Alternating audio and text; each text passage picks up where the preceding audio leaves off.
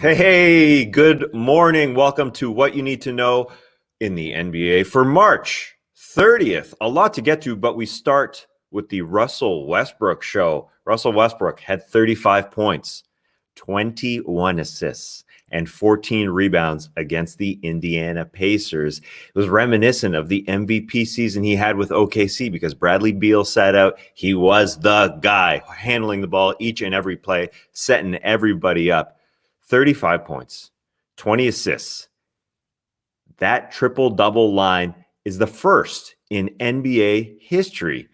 So, of course, he had to take his shirt off post-game. Looking great, of course. Wizards analyst Drew Gooden said he wanted Russell Westbrook to get 6 more rebounds to get him to 30-20-20. Westbrook said many times, said, that's possible, that's possible, that's possible. So that combo, never been done before. Westbrook, if you remember, a couple years ago, had a 20-20-20 game just after rapper Nipsey Hussle was killed in 2019. Only him and Wilt Chamberlain have done that, the 20-20-20. This one, 35-20 assists, the first time in NBA history. That's why the Washington Wizards are the best watch of all the bad teams in the NBA, because you get performances like this from Westbrook or Bradley Beal. So congrats to Westbrook for that. We'll see a triple 20 from him. I mean, he looks like he's focused on it. If Bradley Beal wants to sit out, Westbrook could definitely do it. Definitely reminded me of those OKC days. Moving on to Minnesota and Brooklyn. The Brooklyn Nets got Kyrie Irving back after missing 3 games. This team is unfair. Kyrie Irving had a 15-point first quarter.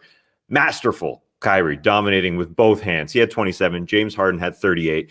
Steve Nash, head coach of the Nets, said he didn't like the way his team played, calling it a rough patch. They've won 4 of 5, 10 of 12. But a couple games where they could have been more convincing against the Wolves and the Pistons, a couple of the bottom feeders in the NBA. No Kevin Durant yet, and no LaMarcus Aldridge, who the Nets acquired over the weekend. Interestingly, Steve Nash said that Aldridge could compete for a starting job. Did not see that coming. Old University of Texas co-alum KD must have some sway over LA's role. That would have to mean KD, the coach, would take DeAndre Jordan out of the rotation. I mean, that's where LaMarcus Aldridge would play, right? Which could make sense. Jordan's minutes would go poof. But I thought KD and Jordan were friends. A lot of relationships on this team. A lot to balance for Steve Nash. Great quote.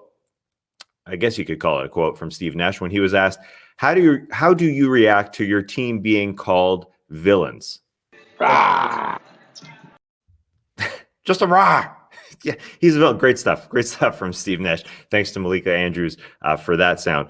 On the Wolves side of things in this game, a sad note here, Karl-Anthony Towns played in front of his family for the first time since Jackie Towns. His mom passed away last spring due to complications after contracting COVID-19. His dad was in attendance, but Towns commented after the game about how strange it was not having his mom cheering him on. Thoughts with the Towns family this year has been horrendous, especially for Karl-Anthony Towns and his friends and family. Moving on back to the floor. The Clippers had a real good showing against the Milwaukee Bucks. The Clipper raining down threes, resembling that squad that got out to the hot start. They had a quick jaunt as the West's #1 seed earlier this year. They've won 6 in a row, but no one is going to believe them until the playoffs. But they do have all the parts, even though a lot of them are sitting out. Paul George out of this game, Patrick Beverley out of this game, Rajon Rondo out of this game. They're starting backcourt in this one. Reggie Jackson and Luke Kennard had a combined 11 threes. What happens when Beverley comes back? Does he go into the starting lineup?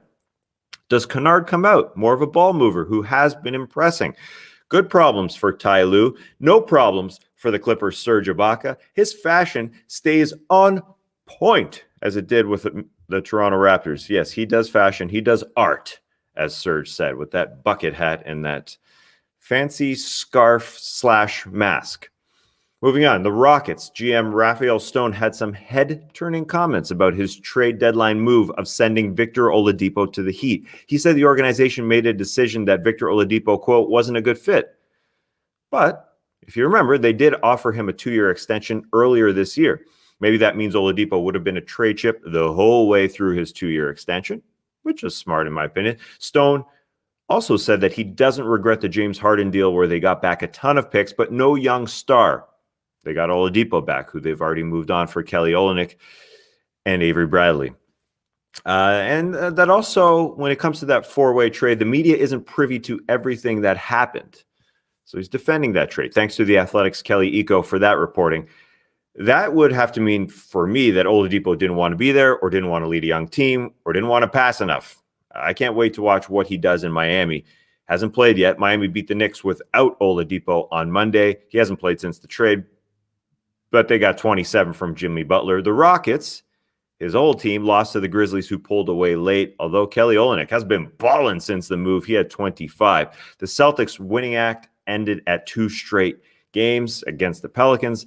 They can't stop anyone inside. Why did they trade Daniel Tice? I don't know. Robert Williams starting for them at center. They could be looking for another buyout option. The Celtics rallied late like they do. Marcus Smart did Marcus Smart things like he did. He got ejected. Zion had 28 in the win. The Bulls lost their second straight since acquiring Nikola Vucevic.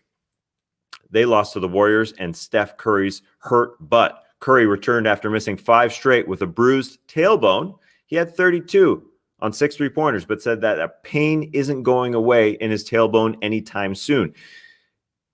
And the worst thing since sustaining that injury a couple weeks ago, Steph Curry has said he has run out of butt jokes. Very unfortunate. As for the other side that made the biggest deadline deal, the Bulls getting Vucevic, well, they'll be all right. The season will be a struggle because of their lackluster play against good teams. Their schedule is tough, but they will be all right eventually. Will things be all right for the Toronto Raptors? This season from hell for them in Tampa is turning bleak, and they may not be able to turn this thing all the way around. They got blown out by the Pistons. They sit in 11th behind the Bulls.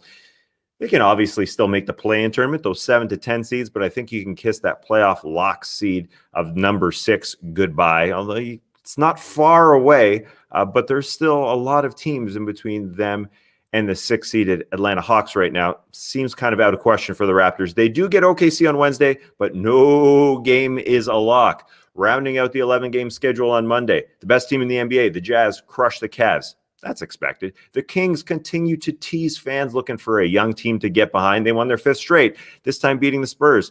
They still sit outside the play-in tournament. All that expected. The Mavericks beat a Thunder team that is looking to be truly bad, the only team in that boat since the beginning of the season, and now they're finally doing it. They told SGA, you got to sit. He has a plantar fasciitis issue. And they told Al Horford, you got to sit. He's got no issues but his big contract. So all that expected. Expect a great show from the guys today on Tuesday, full No Dunks episode. I will be back to give you the news here on What You Need to Know as fast as I possibly can on Wednesday. Thank you for joining me.